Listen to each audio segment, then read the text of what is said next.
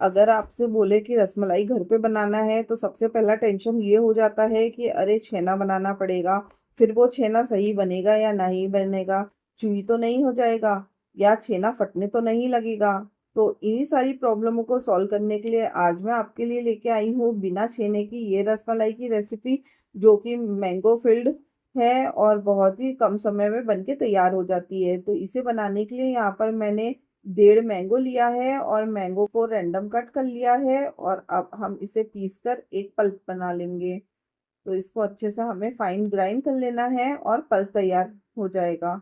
अब इस पल्प में से मेजरिंग कप लेना है और आधा कप यहाँ पर पल्प को हमें अलग निकाल लेना है। इससे हम फिलिंग तैयार करेंगे। तो मेजरिंग कप से आपको आधा कप पल्प ले लेना है और नॉन स्टिक पैन में ट्रांसफर कर लेना है।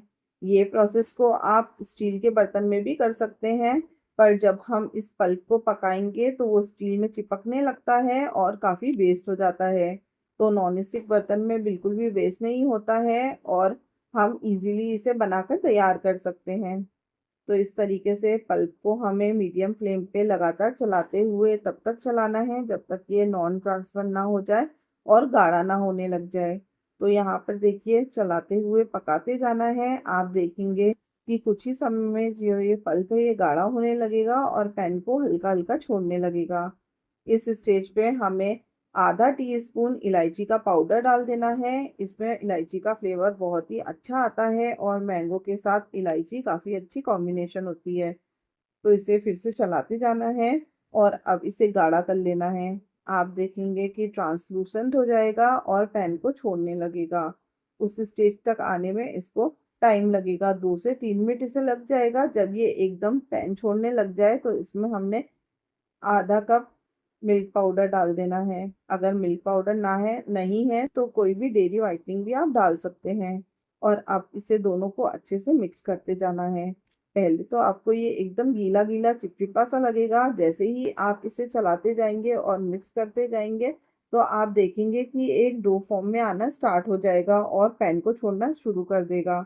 इस स्टेज पे आपको जो फ्लेम है उसको एकदम स्लो रखना है और इसे चलाते जाना है। आप देखेंगे 2 मिनट बाद ही ये एकदम डो फॉर्म में आ जाएगा और पैन को छोड़ना स्टार्ट कर देगा। तो ये फिलिंग बनके बिल्कुल तैयार है। इसे हम साइड में ठंडा होने के लिए रख देंगे। अब हम रसमलाई का रस बनाने के लिए आधा लीटर दूध लेंगे और इसे हम चलाते हुए तब तक पकाएंगे जब तक ये आधा ना हो जाए और थोड़ा गाढ़ा ना हो जाए।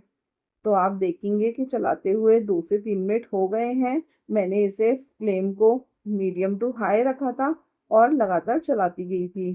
तो ये दूध भी गाढ़ा हो गया है और आधा हो गया है, तो इसे भी ठंडा होने के लिए रख देंगे। अब जिस हमने मिक्सर ग्राइंडर में पल्प को पीस के तैयार किया था उसी ग्राइंडर में पल्प में से 2 बड़े चम्मच या 2 टेबल स्पून पल्प ले लिया है। और जो दूध अभी हमने गाढ़ा करके रखा था वो एकदम ठंडा हो गया है। तो उसमें से हमने 1 कप दूध ले लिया है। 1 टीस्पून यहाँ पर इलायची का पाउडर डाला है और 2 टीस्पून यहाँ पर मैंने शुगर डाली है। और अब हम इसे अच्छे से पीस लेंगे। तो आप देखेंगे कि एक रिच फ्लेवर का मैंगो रस बन के हमारे पास तैयार हो गया है। रसमलाई में डालने के लिए कंसिस्टेंसी आप देख सकते हैं, बहुत ज़्यादा पतली और बहुत ज़्यादा गाढ़ी कंसिस्टेंसी नहीं है, एकदम मीडियम कंसिस्टेंसी है। तो बिना छेने के हम रसमलाई कैसे बनाएंगे, तो आज मैंने इसको ब्रेड से बनाया है। तो एक हम कुकी कटर ले लेंगे या आपके पास कोई भी कटोरी या डब्बा के ढक्कन हो, इतने साइज में आप इसे लें और इसे इस तरीके से काट लें। और जो लेफ्ट ओवर ब्रेड है या ब्रेड के जो कोने बचे हैं इसको आपको फेंकना नहीं है, इसे आप फ्रिज में एयरटाइट कंटेनर में स्टोर करके रख लें। 1 से 2 दिनों में इसकी भी रेसिपी लेके आऊँगी, तो आपका जो ब्रेड है वो भी वेस्ट नहीं हो पाएगा और हेल्दी रेसिपी आएगी। तो यहाँ पर सारी ब्रेडों को मैंने काट लिया है। अब ब्रेड ये जो है वो हार्ड है, किसी भी शेप में मुड़ नहीं सकती है। तो ब्रेड को सॉफ्ट बनाने के लिए एक बर्तन में पानी ले लिया है। पानी को गर्म हो जाने दे, उसके ऊपर कोई भी छेद वाली छल्ली रख ले। अब इसमें ब्रेड को रख दें। तो आप देखेंगे कि भाप से ब्रेड जो है वो एकदम सॉफ्ट हो जाएगी और किसी भी शेप में आप ब्रेड को मोड़ सकते हैं। तो ब्रेड को सॉफ्ट करने का सबसे इजी तरीका है और बहुत ही जल्दी हो जाता है। 30 सेकंड में सारी ब्रेडें आपकी सॉफ्ट होके बिल्कुल तैयार हो जाएंगी। तो यहाँ मैंने आपको दिखाने के लिए एक ब्रेड रखी है। अब मैं सारी ब्रेडों को इसमें लगाकर 30 सेकंड के लिए सॉफ्ट कर लूंगी। गैस को यहाँ पर मैंने बंद कर दिया है क्योंकि पानी अच्छा खासा गर्म था। सारी ब्रेडें देखो यहाँ पर तैयार हो गई हैं।